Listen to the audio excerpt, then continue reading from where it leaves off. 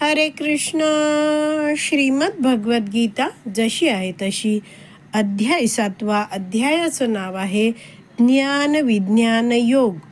23व्या श्लोकाचं तात्पर्य 3ऱ्या पॅरेग्राफपासून वाचायला पुढे सुरुवात करणार आहोत. त्याआधी श्रील प्रभुपादांना प्रार्थना करूया. हे श्रील प्रभुपाद, आम्ही भगवद्गीता हा ग्रंथ वाचून समजून घेण्याचा प्रयत्न करीत आहोत. त्यासाठी आम्हाला आशीर्वाद द्या. धन्यवाद प्रभुपाद. केवळ देवताच भगवंतांचे अंश आहेत असे नाही, तर सामान्य जीव सुद्धा भगवंतांचे अंश आहेत. श्रीमद भागवतात सांगण्यात आले आहे की ब्राह्मण हे भगवंतांचे मस्तक आहे, क्षत्रिय हे बाहू आहेत, वैश्य ही कटी तथा शूद्र हे पाय आहेत, आणि हे सर्वजण विविध कार्ये करतात. तर एकतर आपण जाणलं की देवता आणि सगळे जीव हे भगवंतांचे अंश आहेत. आणि इथे सांगितलंय ना श्रीमद भागवतम मधलं, तर हे जे ब्राह्मण आहेत त्यांना काय म्हटलंय, भगवंतांचं मस्तक. म्हणजेच काय आहे, मस्तक म्हणजेच बुद्धीचा वापर करून हा जो ब्राह्मण व्यक्ती आहे तो इतरांना ज्ञान देतो, मार्गदर्शन करतो. क्षत्रिय आहेत ते बाहू आहेत, म्हणजेच काय, ते आपल्या मजबूत हातांनी बाहूंनी सगळ्यांचं संरक्षण करतो. वैश्य आहे तो कटी आहे, तर कटी म्हणजे कंबर, पोट आणि कंबर बाजूचा भाग. तर असा हा जो वैश्य आहे तो शेती करतो, गोरक्षा करतो, व्यापार करतो. म्हणजे हे शरीर चालवण्यासाठी जसं पोटाला अन्न पुरवठा शेतीमार्फत होतो, तर ही सगळी कार्य आहेत ती वैश्याद्वारे केली जातात. वैश्य आहे तो करतो. आणि जो शूद्र आहे त्याला म्हटलं आहे तो पाय आहे, भगवंतांचा तो पाय आहे.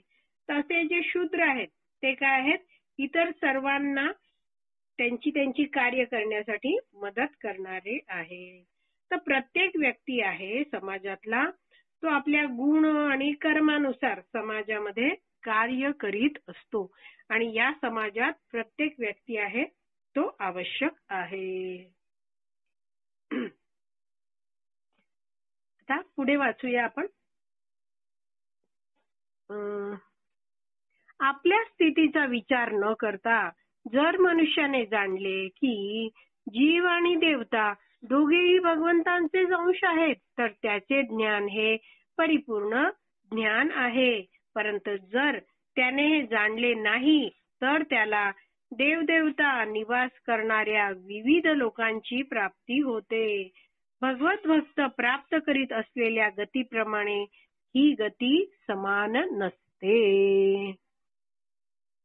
तर आता हे आपण नीटपणे जाणून घेऊया. आपण हे इथे म्हटलंय ना की जीव आणि देवता दोघेही भगवंतांचे अंश आहेत. तर आपण हे नीटपणे जाणलं पाहिजे. जो दुसरा नाम अपराध आपण बोलतो बघा, शिव ब्रह्मा आदी देवांच्या नामाला भगवन नामाच्या समान अथवा त्यांच्यापासून स्वतंत्र समजणं हा अपराध आहे. म्हणजेच काय आहे, शिव आणि ब्रह्मा जी आहेत यांना या सगळ्या देवता आहेत, आदी म्हणजे इतर सुद्धा देवता आहेत, त्यांना भगवंतांच्या समान पण समजायचं नाही आणि भगवंतांपासून स्वतंत्र पण समजायचं नाही. कारण की त्या भगवंतांचे ते सगळे दास आहेत. आणि दुसरी गोष्ट म्हणजे काय आहे, सगळे आहेत ते भगवंतांच्या शक्तीवर अवलंबून आहेत, आणि त्यामुळे सगळ्या देवता या भगवंतांपासून स्वतंत्र नाहीयेत, भगवंतांवर अवलंबून आहेत. देवतांना भगवंतांपासून स्वतंत्र समजणारे जे लोक आहेत त्यांना म्हटलं जातं देवता उपासक. ते देवलोकात म्हणजेच स्वर्ग लोकात जातात. आणि भगवान श्रीकृष्णांची भक्ती करणारे जे भक्त आहेत ते भगवत धामात जातात. असं भगवत धाम आहे ते शाश्वत असतं. आणि असे हे जे कृष्ण भक्त आहेत ते देवतांचं पण स्थान जाणतात, भगवंतांची महानता जाणतात, आणि भगवान श्रीकृष्णांची भक्ती करताना सगळे भक्त आहेत ते देवतांनाही योग्य तो आदर देतात. देवतांकडून प्राप्त झालेले वर हे अनित्य असतात. कारण या भौतिक जगातील लोक म्हणजे काय, ग्रह लोक, देव देवता आणि त्यांचे उपासक हे सर्वच नश्वर असतात. तर सगळे कशा रीतीने नश्वर आहेत ते इथे समजवलं आहे. आणि दुसरं देवतांकडून जे वरदान आहेत ते सुद्धा अनित्य आहे, कायम राहणारे नाहीयेत, हे प्रभुपाद इथे समजवतात. तर या भौतिक जगतामध्ये धारण केलेलं जे शरीर असतं, जीवात्म्याने धारण केलेलं शरीर, ते जीवात्म्याला सोडावंच लागतं. जीव हा कायम एकाच शरीरात राहत नाही. आणि म्हणून म्हटलंय की देवदेवता ह्या काही कायम राहत नाहीत आणि उपासक पण कायम राहत नाहीत. सगळेच जीव आहेत आणि सगळेच काय आहेत, हे नश्वर आहेत. त्यांनी इथे प्राप्त केलेलं शरीर त्यांना सोडावंच लागतं. आणि देवता ज्या देव लोकात राहतात ते ग्रह लोकही काय आहेत, कायम राहत नाहीत. आणि पुढे म्हटलंय की म्हणून या श्लोकामध्ये स्पष्टपणे सांगण्यात आले आहे की देवतांची उपासना करून प्राप्त झालेले सर्व लाभ हे क्षणिक असतात आणि यास्तव अशी उपासना केवळ अल्पबुद्धी जीवच करतात. तर आपण हे श्रीमद भागवतमचा जरा रेफरन्स बघूया या बाबतीत. देवता स्वतः भगवंतांबद्दल काय म्हणता आहेत आणि त्यांचं भगवंतांची स्तुती प्रार्थना करताना देवता काय म्हणतायत ते वाचूया. श्रीमद भागवतम 6.9.22 हा श्लोक वाचते आहे मी. यामध्ये देवता भगवंतांना प्रार्थना करताना म्हणता आहेत, भगवंत अस्तित्वाच्या सर्व भौतिक संकल्पनांपासून मुक्त आहेत. म्हणजेच काय, भगवंत हे भौतिक नाहीयेत, भगवंत हे दिव्य आध्यात्मिक आहेत. त्यांना कोणतीही गोष्ट विस्मयचकित करू शकत नाहीत.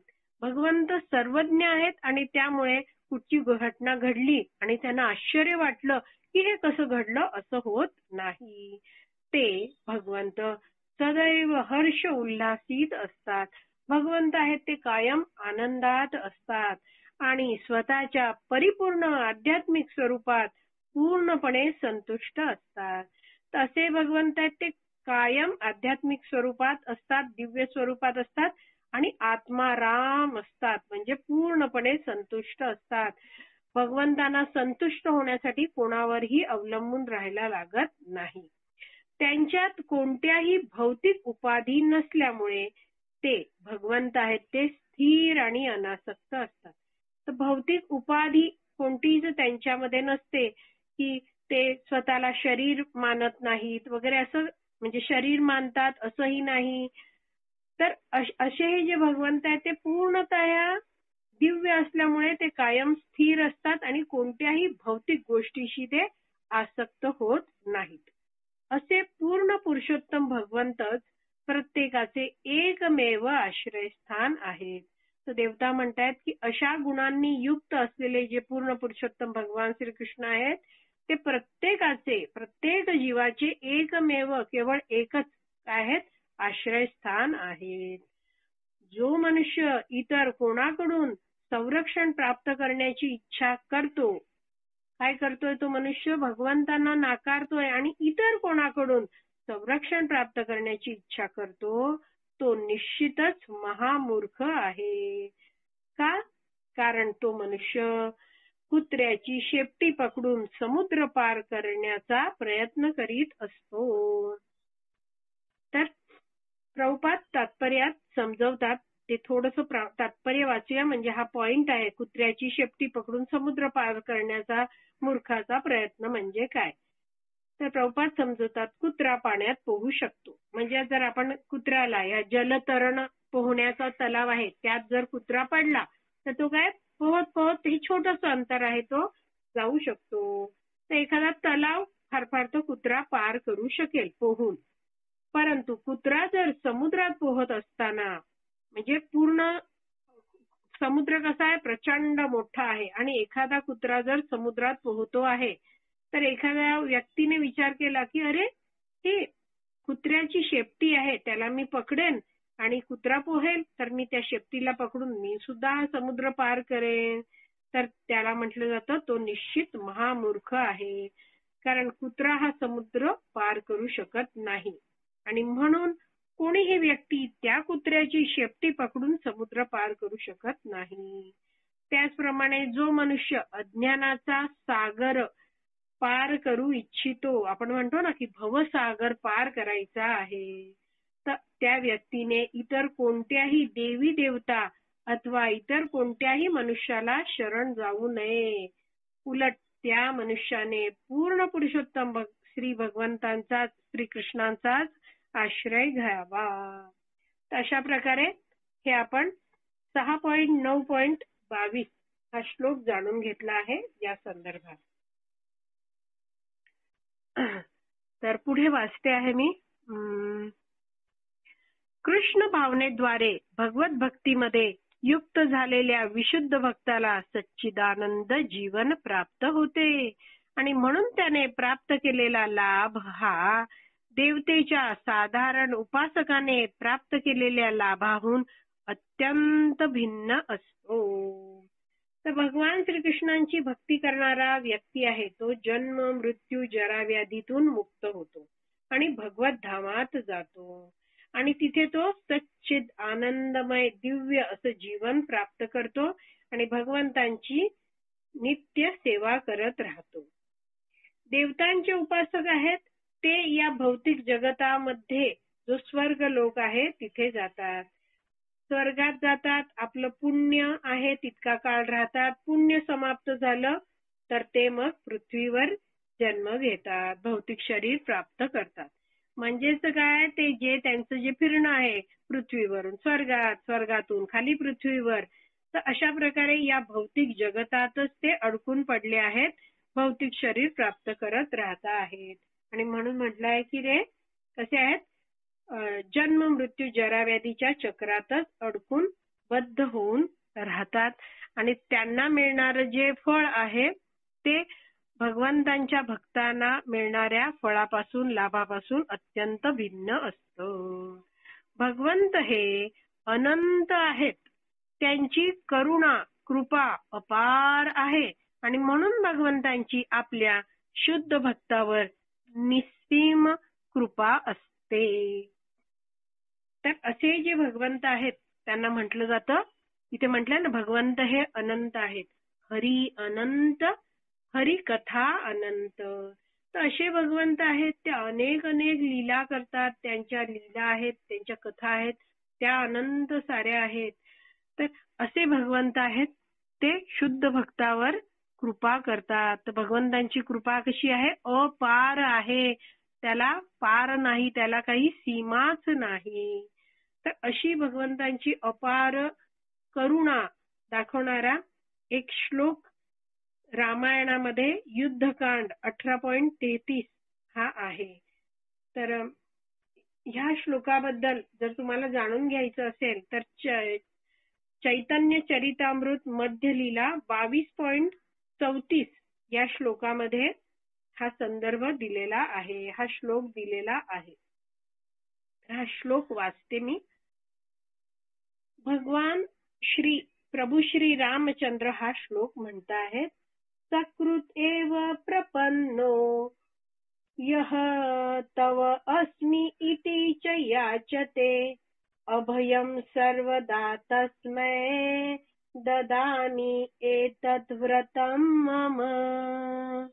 भाषांतर, जर कोणी एकदाच काय म्हणतोय, प्रिय प्रभो आजपासून मी तुमचा आहे असे म्हणून मला शरण येतो, तसेच धैर्यासाठी माझ्याकडे प्रार्थना करतो, त्याला मी तत्काळ अभय देतो, हे माझे व्रत आहे.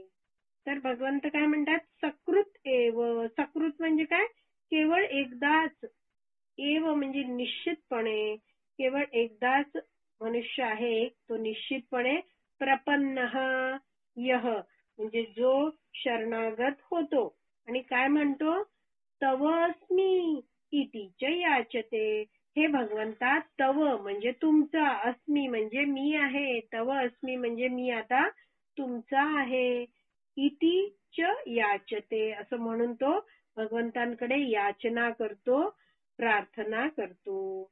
अभयम, अभयम म्हणजे काय आहे, तो आपल्या इथे म्हटलंय की तो धैर्यासाठी माझ्याकडे प्रार्थना करतो. तर मग भगवंत म्हणतात अभयम. एवढं झाल्यावर म्हणतात सर्वदा तस्मै. सर्वदा म्हणजे मी त्याला सर्वदा सतत कायम देतो. काय? तस्मै म्हणजे त्याला ददामी मी देतो. एतत् व्रतम मम. तर एतत् व्रतम म्हणजे त्याला मी तात्काळ अभय देतो. अभयम सर्वदा तस्मै. मी त्याला तत्काळ अभय देतो. एतत् व्रतम मम हे माझं व्रत आहे. तर अशा प्रकारे भगवंतांना एकदा जरी मनुष्याने सांगितलं तव अस्मी, हे भगवंता मी तुमचा आहे, तुमच्या आश्रयाला आलो आहे, मला तुम्ही स्वीकारा, मला तुमच्या चरणाशी घ्या, भगवंत त्याला स्वीकारतात. तर असे हे जे भगवंत आहेत त्यांच्याबद्दल प्रभुपाद म्हणतात की भगवंत हे अनंत आहेत, त्यांची कृपा करुणा ही अपार आहे आणि म्हणून भगवंतांची आपल्या शुद्ध भक्तावर निस्सीम कृपा असते.